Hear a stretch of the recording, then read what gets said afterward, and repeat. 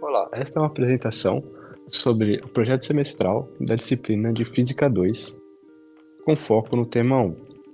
Nosso grupo é formado por mim, Victor Augusto Siqueira, pelo Diogo Marcelo Gomes Paiva, pela Luara Bertello e pelo Horácio Leiner. Hoje vamos falar sobre o experimento realizado em sala sobre neutralizadores dinâmicos. Esse sistema está muito presente na engenharia civil e tem como objetivo reduzir os efeitos de forças externas sobre algumas estruturas mecânicas e construções.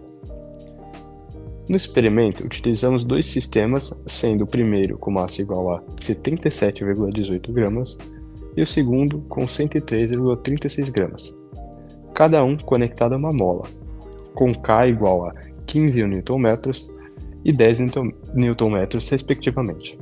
E para movimentar os sistemas, utilizamos uma fonte com valor de tensão pré-determinado a 6,30 volts, valor dado para obtermos a frequência de ressonância dos sistemas e, consequentemente, conseguir realizarmos o experimento. E para realizarmos as medições, foram colocados dois sensores PASCO para medir as oscilações de cada sistema, um acima do sistema número 1 e um abaixo do sistema número 2. Aqui, por meio da segunda lei de Newton, fazemos o diagrama de corpo livre, o DCL, para os dois discos e então conseguimos perceber que o primeiro disco absorve a força elástica gerada pelo segundo.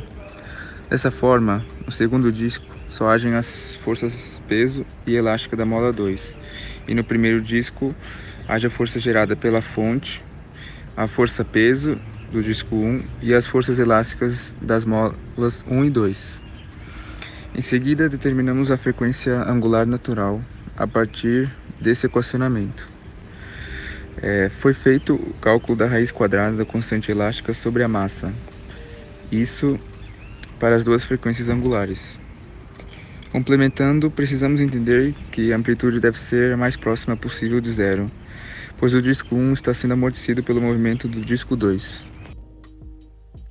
Como é possível observar no vídeo, quando o sistema entra em regime permanente, o sistema primário, apesar de ainda apresentar oscilações residuais devido ser um sistema não ideal, quando comparamos com o segundo sistema, que entra em um regime de movimento harmônico simples, é nítido a maior oscilação apresentada, sendo possível perceber a atuação desse segundo sistema como um neutralizador.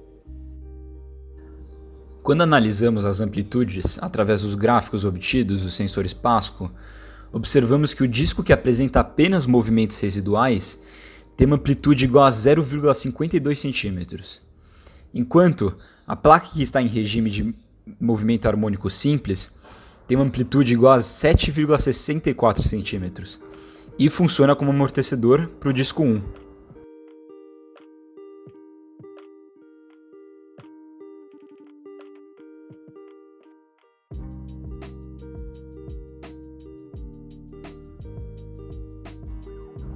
Para compararmos os resultados obtidos no experimento com a teoria estudada, é necessário que realizamos o cálculo da frequência angular do experimento, obtendo como resultado 10,26 radianos por segundo.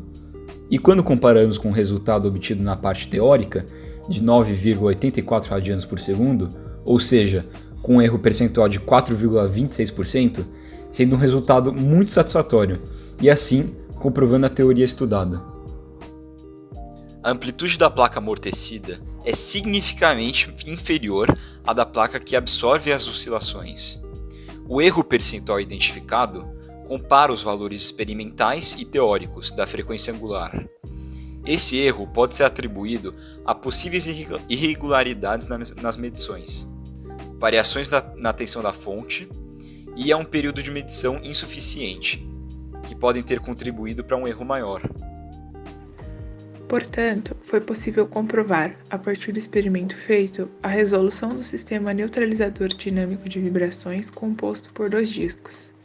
Com um sistema como o estudado, nosso grupo acredita que ele deveria ser empregado na nossa sociedade, evitando ou reduzindo danos causados em eventos geológicos, como por exemplo terremotos, pois ele seria capaz de reduzir a amplitude das vibrações recebidas, garantindo assim uma maior proteção, resistência e durabilidade a um corpo sob vibração intensa.